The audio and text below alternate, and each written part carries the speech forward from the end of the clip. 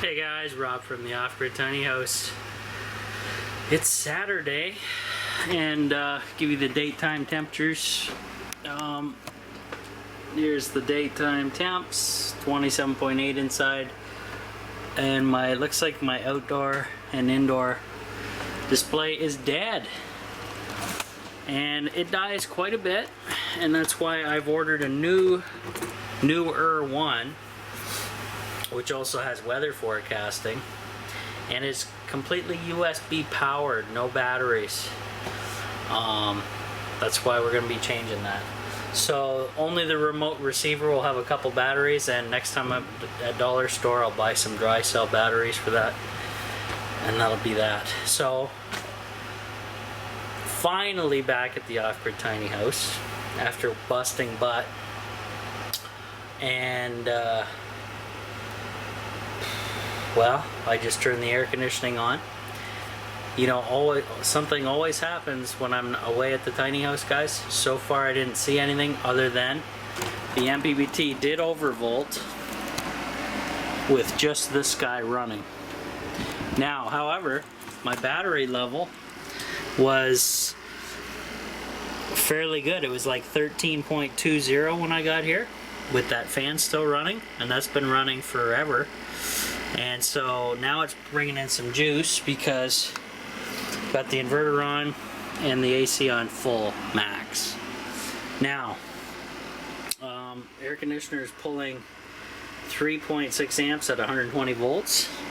I pulled my dead charger out and put a new one in to blow cool air onto these wires because my Amazon order hasn't come yet. I ordered heavy gauge welding cables via recommendation from Stu High-Tech Guy 18 to ensure no damage happens anymore, or the heat levels are not as crazy as they are, which is a good thing. So they're on back order, obviously, because everything is during this pandemic, and it's the way it is. So over here, guys, zero water. Now, we haven't had enough rain to do anything, so I kind of left stuff as is. My rag, my bowl, everything's bone dry. Still have this amount of water left, and I kind of let everything dry out, and that's that. So cool. So this being my I actually have today off and tomorrow off, and I'm back full on all week busting butt again. So I'm pretty lucky to even have these couple days off. But what happened was the place we're working at is not open on weekends, and we can't have access to it on weekends. So that's that. And we're actually not going back there until we get this next few jobs out of the way. So it's pretty crazy, guys. Anyways, I'm gonna do some videoing today at the tiny house. Enjoy my off-the-grid solar powered air conditioner, and gonna enjoy that very much. And I'll try to plug in some batteries for the outdoor display so you guys can see what the hell's going on here over at the Off-Grid Tiny House. Hey guys, Rob from the Off-Grid Tiny House. We got a package in the mail from Amazon. It came fairly quick too. Let's open this bad boy up. Came in a plastic case.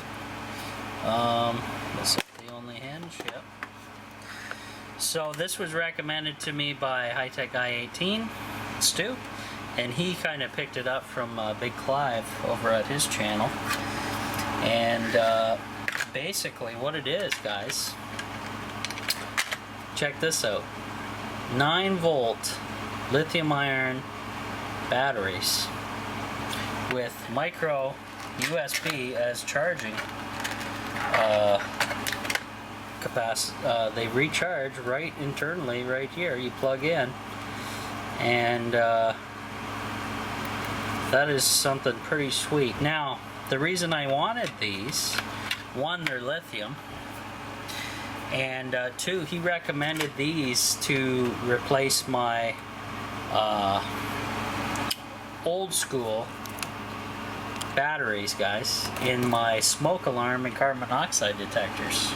And since I can recharge these off the grid here, it basically means my CO detector and carbon monoxide, or CO and my smoke detectors, will always have a nice charge and ready to go.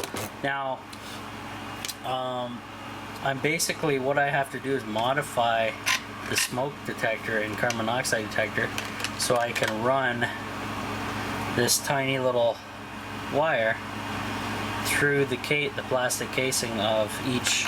That way I can just pick up the device, bring it over, charge it without dismantling it. Be a good idea. And right here is the company, Enagon.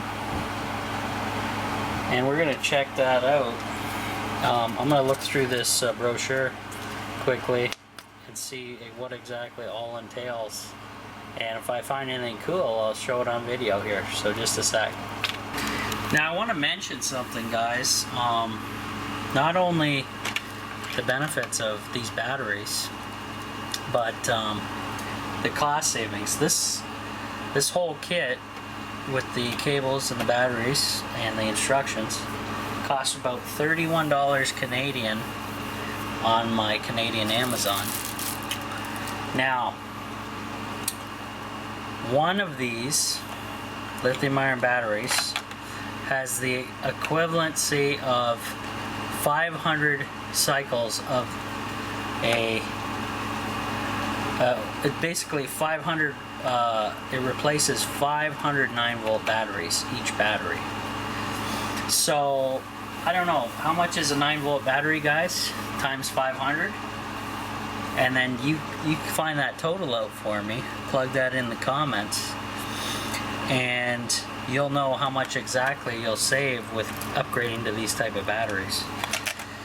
And I'm sure it's got all the built-in safeties where it only can trickle charge these batteries and all that fun stuff built in to keep you safe. So it's basically plug and play on these batteries. So I'll bring over the smoke and carbon monoxide detector, and we're gonna go exploring on how to maybe modify and hack my devices here to see exactly how that's going to work. So brace your ears, guys, in case this sucker pops off when I get in here monkeying. Now, luckily with this one, check this out, I have a nice air gap quite a ways all the way around this thing. So that's interesting. I just bought a dollar store 9-volt. It's currently in there and it's working. So I do not have to modify this whatsoever, because it looks like this bad boy. Oh, it's a dual port. Ooh, they tied it onto one USB instead of having two smaller ones. Well, that makes things a little more difficult, because then that means I have to put the CO and these two babies together, or get a different just buy from the dollar store a couple separated USB cables. I could actually use this one in my as a replacement in my cabinet here for a couple of my other connectors, which I may do. So hang on just a sec.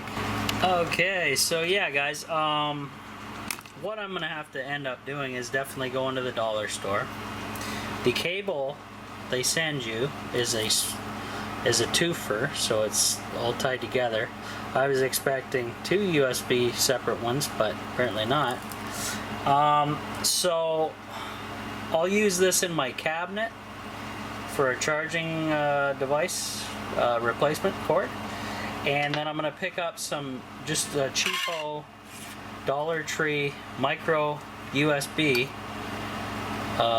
which is the small one for cell phones and such, and I will rig it to run through so it's sticking out of the device This one I don't have to modify because it's got quite a bit of gap for wires. Let's check the CO. CO is going to be something different because it actually has a trap door on it, or a door in a compartment. And luckily, maybe see there's a gap here for the battery. I can drill, or no, drilling wouldn't do it because I got to. Uh-oh, I just took it out.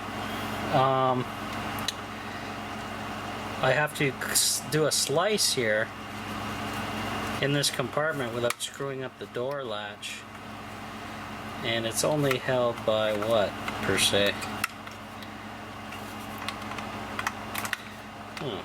That's weird. What the hell? Well, we'll modify as we see fit, because these little 9-volt Dollar Tree batteries are not bad, but they're not going to last forever, whereas these ones will pretty much do that. And I showed my dad these, and he's actually thinking about actually getting a couple of these for some 9-volt tools he has. So what we need to do, I need to take these bad boys and put them on charge just to see if they are up to snuff. So let's go ahead and do that.